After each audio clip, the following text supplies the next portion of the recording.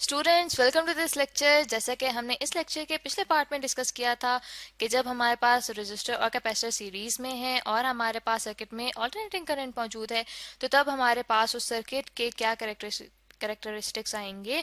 और हमने देखा था फेजर डायग्राम्स के थ्रू कि हमारे पास जो पोटेंशियल आर है और जो पोटेंशियल सी है यानी कि कैपेसिटर और रेजिस्टेंस के अक्रॉस जो पोटेंशियल्स हैं वो फेजर डायग्राम में हमें क्या कैरेक्टरिस्टिक्स देते हैं।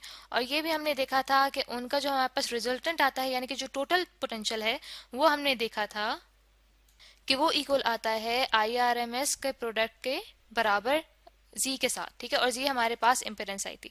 तो इस तरह करते हैं स्टूडेंट्स, यहाँ पे मैथमेटिकली उसको डिराइव कर लेते हैं कि जो हमारे पास VRMS यानी कि टोटल पोटेंशियल आ रहा है सर्किट में वो हमारे पास इक्वल होगा स्क्वायर रूट ऑफ VR का स्क्वायर, ठीक है, प्लस VC का स्क्वायर। ठीक है, तो यहाँ पे देखें जब हम वैल्यूज पुट करेंगे तो हमारे पास जो VR स्क्वायर है उसकी हमारे पास वैल्यू थी IRMS यानी कि root mean square value of current multiplied by resistance R इसका स्क्वायर प्लस जो हमारे पास VC था यानी कि कैपेसिटर के अक्रॉस जो हमारे पास पोटेंशियल था उसकी वैल्यू थी IRMS divided by omega C। ठीक है, और इसका स्क्वायर।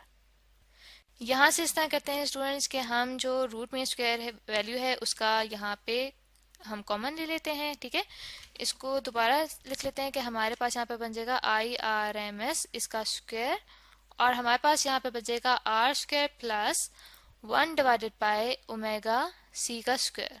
ठीक है, और यहाँ पे ब्रैकेट्स क्लोज कर देते हैं। तो यहाँ से देखें हमारे पास जो रूट मीन स्क्वायर है उसका स्क्वायर रूट से कट जाएगा। तो हमारे पास यहाँ पे आ जाएगा VRMS equals to IRMS square root of R square plus 1 divided by omega C का स्क्वायर। ठीक है, ये हमारे पास वैल्यू आ रही है। तो स्टूडेंट्स जब हम अगर इस करंट को दूसरी साइड पे लाएंगे तो हमारे पास ये आ जाएगा इम्पीडेंस जी के इक्वल। ठीक है, तो हमारे पास इम्पीडेंस इक्वल हो जाएगा VRMS डिवाइडेड बाय IRMS।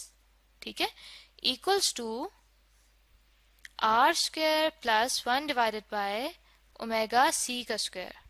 तो स्टूडेंट्स यहाँ से आप देख सकते हैं कि हमारे पास यहाँ पे इम्पीडेंस आई है जो कि रिजल्टेंट है हमारे पास रेजिस्टेंस R और रिएक्टेंस यहाँ पे आप देख सकते हैं कि ये हमारे पास फॉर्मूला बनता है। ये जो जिसको मैंने इंसर्कल किया है ऑरेंज कलर में ये हमारे पास है रिएक्टेंस XC। ठीक है, तो यहाँ से आप देख सकते हैं कि हमारे पास जो इम्पीडेंस है वो रिजल्टेंट आ रहा है XC का और R का। ठीक है,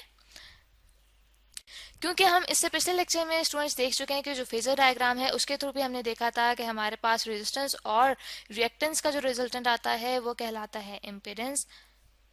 तो स्टूडेंट्स यहाँ पे हमने दो वैल्यूज कैलकुलेट कर ली हैं।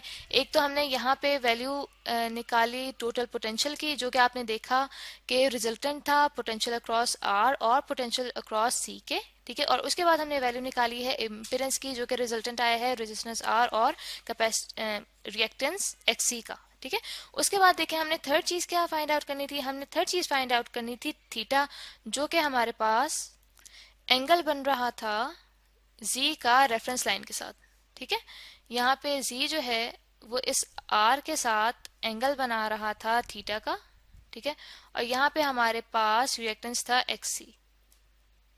बल्कि स्टूडेंट्स इसको हम इस तरह से भी डिस्कस कर सकते हैं कि जो हमारे पास इससे पहले डायग्राम थी जिसमें हमने देखा था कि जो हमारे पास करंट था जिसको हमने रेफरेंस यहाँ पे लिया था उसके साथ जो टोटल पोटेंशियल था वो भी एंगल थीटा बना रहा था।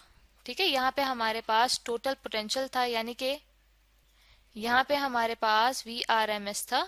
ठीक है, VRMS और यहाँ पे भी करंट जो हमने लिया था वो भी रूट मीन स्क्वायर वैल्यू बन जाती है। ठीक है, तो इन दोनों के दरम्यान में जो हमारे पास एंगल था वो थीटा था। दैट मीन्स अगर हम थीटा की वैल्यू निकालेंगे तो हमें ये पता चल जाएगा कि हमारे पास जो टोटल पोटेंशियल है इस सर्किट में वो कितना लैग बैक या फिर लीड कर रहा है करंट से।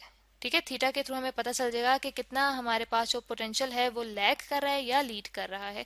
तो यहाँ पे हम देखते हैं कि जो थीटा है वो हमारे पास यहाँ पे किस फॉर्मूले से आएगा। हमारे पास फॉर्मूला यहाँ पे आएगा students tan of theta equals to XC divided by R। ठीक है, क्योंकि आप यहाँ पे देख सकते हैं कि यहाँ पे जब हम ये ट्राइंगल लेते हैं तो यहाँ पे हमारे पास ये बन जाएगा एक्सी, ठीक है। और यहाँ पे जो एक्सी है ये हमें बता रहे कि ये हमारे पास ट्राइंगल का परपेंडिकुलर है, ठीक है। और जो हमारे पास रेजिस्टेंस है वो हमारे पास बेस है, ठीक है। तो इसी तरह से इस ट्रिग्नोमेट्रिक रेशियो के थ्रू हमारे पास tan थीटा की वैल्यू आएगी और यहाँ से हमारे पास थीटा की वैल्यू आ जाएगी जो कि आएगी tan inverse of XC divided by R, ठीक है। तो यहाँ पे अगर हम वैल्यू पुट करें XC की तो हमारे पास स्टूडेंट्स आ जाएगा tan inverse of 1 divided by omega C into R, क्योंकि हमारे पास XC इक्वल होता है 1 डिवाइडेड बाय ओमेगा C के। तो स्टूडेंट्स ये हमारे पास वो एंगल आ गया है जो कि हमें ये बताता है कि जो वोल्टेज है इस एंगल थीटा के अकॉर्डिंगली करंट आई से लैग करता है, क्योंकि आप यहाँ पे देख सकते हैं कि जो हमारे पास वोल्टेज है उसकी डायरेक्शन नीचे है, यानी कि वो लैग कर रहा है इस करंट से। अगर उसकी डायरेक्शन ऊपर होती यानी कि इस डायरेक्शन में होता तो हम कहते हैं कि जो हमारे पास वोल्टेज है वो लीड कर रहा है। लेकिन यहाँ पे हम देख सकते हैं कि जो हमारे पास वोल्टेज है वो लैग कर रहा है करंट से, और वो लैग कितना कर रहा है, वो लैग कर रहा है थीटा एंगल से। तो आई होप स्टूडेंट्स कि आपको यह लेक्चर अच्छे से समझ आ गया होगा, जिसमें हमने टोटल पोटेंशियल, इम्पीडेंस और फेज एंगल को डिराइव किया है।